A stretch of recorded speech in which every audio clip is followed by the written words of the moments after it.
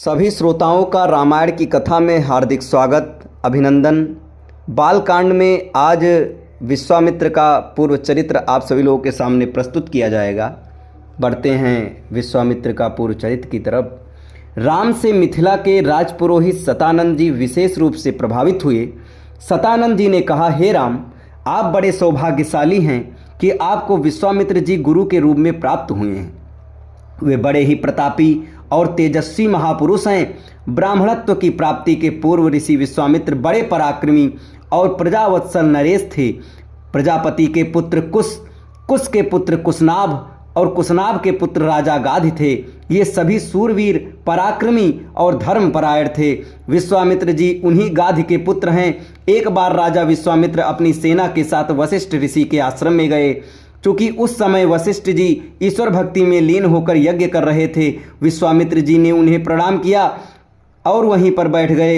यज्ञ क्रिया से निवृत्त होने पर वशिष्ठ जी ने विश्वामित्र जी का बहुत आदर सत्कार किया और उनसे कुछ दिन आश्रम में ही रहकर आतिथ्य ग्रहण करने का अनुरोध किया। इस पर यह सोचकर कि मेरे साथ विशाल सेना है और सेना सहित मेरा आतिथ्य करने में वशिष्ठ जी को कष्ट होगा, विश्वामित्र जी ने नम्रतापूर्वक विदा होने की अनुमति मांगी। किंतु वशिष्ठ जी के अत्यधिक अनुरोध करने पर थोड़े दिनों के लिए राजा विश्वामित्र को उनका आतिथ्य स्वीकार करने के लिए विवश होना पड़ा। राजा विश्वामित्र के आतिथ्य स्वीकार कर लेने पर वशिष्ठ जी ने कामधेनु गौ का आह्वान किया और उससे विश्वामित्र तथा उनकी सेना के लिए 6 प्रकार के व्यंजन तथा समस्त प्रकार की सुविधाओं की व्यवस्था करने की प्रार्थना की। उनकी इस प्रार्थना को स्वीकार करके कामधेनु गौ ने सारी व्यवस्था कर दिया। वशिष्ठ जी के अतिथि सत्कार से राजा विश्वामित्र और उनके साथ आए हुए सभी लोग बहुत प्रसन्न हुए।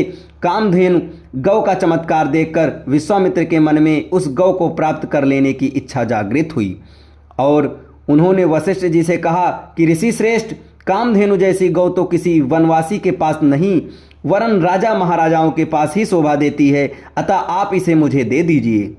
इसके बदले में मैं आपको सहस्त्रों स्वर्ण मुद्राएं दे सकता हूं। इस पर वशिष्ठ जी बोले कि राजन, ये गौ ही मेरा जीवन है और इसे मैं किसी भी कीमत पर किसी को नहीं दे सकता। वशिष्ठ जी के इस प्रकार कहने पर विश्वामित्र ने बलात् उस गौ को पकड़ लेने की आज्ञा दे दी और सैनिकगण उस गौ को डंडे से मार मार कर हाँकने लगे। कामधेनु गौ ने क्रोधित होकर अपना बंधन छुड़ा लिया और वशिष्ठ जी के पास आकर विलाप करने लगी। वशिष्ठ जी बोले कि हे कामधेनु, मैं इस राजा को साप भी नहीं दे सकता क्योंकि ये राजा मेरा अतिथि है और इसके पास विशाल सेना होने के कारण इससे युद्ध में भी विजय प्राप्त नहीं कर सकता। मैं अत्यंत विवश हूँ।